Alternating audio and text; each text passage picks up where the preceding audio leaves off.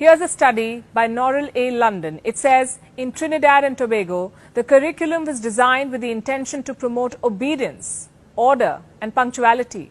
Also, the willingness to occupy the lowest rungs of the job and societal structure. The Catholic Church. Education became a universal right in 1948. For years before that, the Church was advocating in favor of education. In fact, the Catholic Church took it upon itself to educate the masses. In 1859, it opened schools in Nigeria. Starting the 1880s, it operated boarding schools in Canada. In 1606, in America. Was all of this philanthropy? Not so much. These schools were built on an agenda. They were meant to break down indigenous societies, pave the way for divine-sanctioned conquests, justify colonialism, and spread Catholicism. The Church killed many students in this process. Infuriating opinion? I'm only stating facts.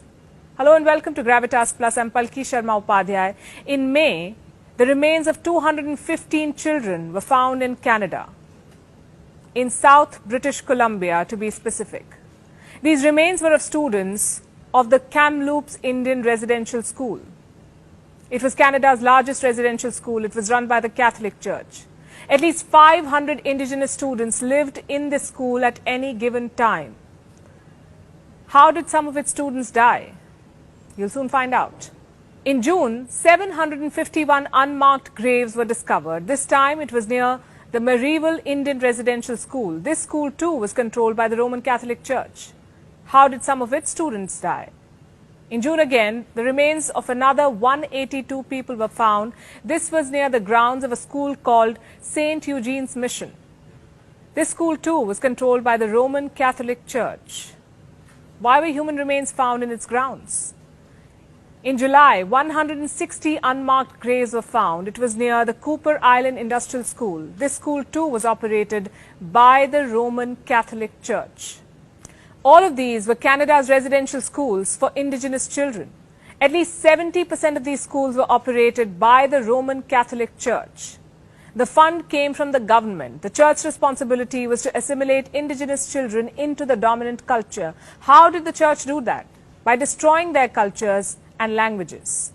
It began in 1883. Canada's first Prime Minister, John A. Macdonald, authorized the creation of these schools. Starting 1920, these schools were made compulsory for indigenous children between the ages of 7 and 15. Many children were snatched away from their parents and put in these schools.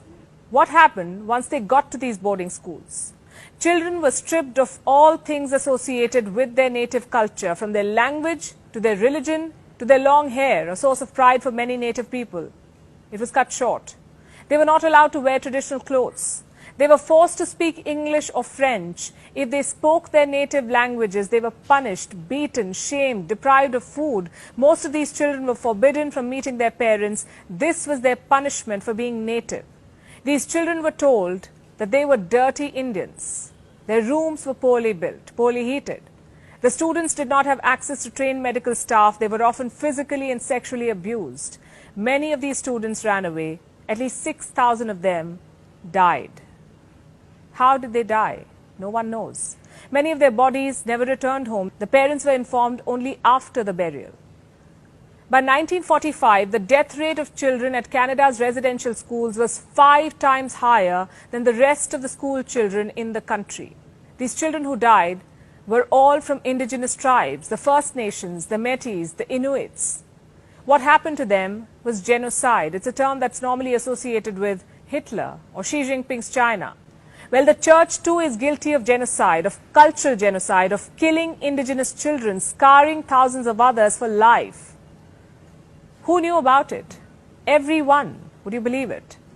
In 2015, a report published by Canada's Truth and Reconciliation Commission said, and I'm quoting, government, church and school officials were all aware of these failures and their impact on student health. If the question is, who knew what, when, the clear answer is everyone in authority at any point in the system's history. The church was destroying families in broad daylight, and this was happening outside Canada too. The church was vilifying native culture, destroying spirituality in the name of education. In the United States, Catholic priests partnered with authorities to colonize Native Americans. In Africa, the church helped pave the way for colonization. The Catholic Church acted as an agent of the state. It contributed to the dispossession of the indigenous people. It helped Imperial Britain build, control, and acquire new colonies. In sub-Saharan Africa, the British were happy to pay for children to attend mission schools. These schools were expected to make the people of Africa more governable and create workers and consumers for the empire. Here's a study by Norrell A. London. It says, in Trinidad and Tobago, the curriculum was designed with the intention to promote obedience, order, and punctuality. Also, the willingness to occupy the lowest rungs of the job and societal structure. The Catholic Church established primary schools in colonial northern Peru in the 18th century. Do you know why? To turn rebellious subjects into dutiful citizens of the Spanish Empire. Here's a research paper called White Teachers and the Good Governance of Indigenous Souls.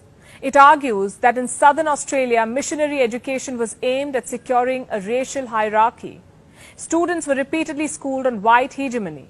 The scholar writes, the missionary was quote-unquote implicated in extending a system of disciplinary control over Anangu bodies, minds and souls. Anangu are the indigenous people. The question is, why was the church acting like an agent of the state? The answer to that goes back to the Roman Empire. After Romans adopted Catholicism, the church became interwoven with the notion of divine sanctioned conquest. The Roman Catholic Church took it upon itself to spread Christianity, to convert indigenous people. The age of discovery came with an opportunity, and the church became a major part of and a justification for colonization. Colonial powers claimed that they were trying to civilize the masses. The church agreed.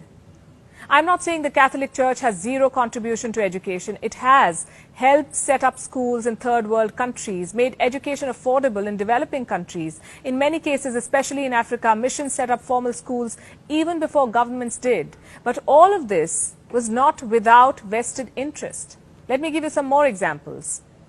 In southern Nigeria, the Church Missionary Society helped educate the Igbo women. In India, missionaries developed many schools for females. In Korea, where women were excluded from formal education, it was a Methodist missionary that established the country's first formal education institution for women. This was back in 1886. But for the church, education for women did not have anything to do with gender equality. The focus was on male interests and needs. The focus was on furthering Christianity. The church believed that educated women could provide practical support to men, also help raise their children as better Christians. Girls were taught separately from boys, taught by female teachers with emphasis on sewing. Not much has changed over the years, by the way. The church has refused to change with the times. It is the 21st century, and you know that the Vatican is the only country in the world where women are still not allowed to vote. As for what happened in Canada's residential schools, the Catholic Church has still not apologized. I'll leave you with a question. Does the church have the moral right to lecture young kids on anything after all this? Gravitas Plus, co-presented by Skoda, made of smart imagination.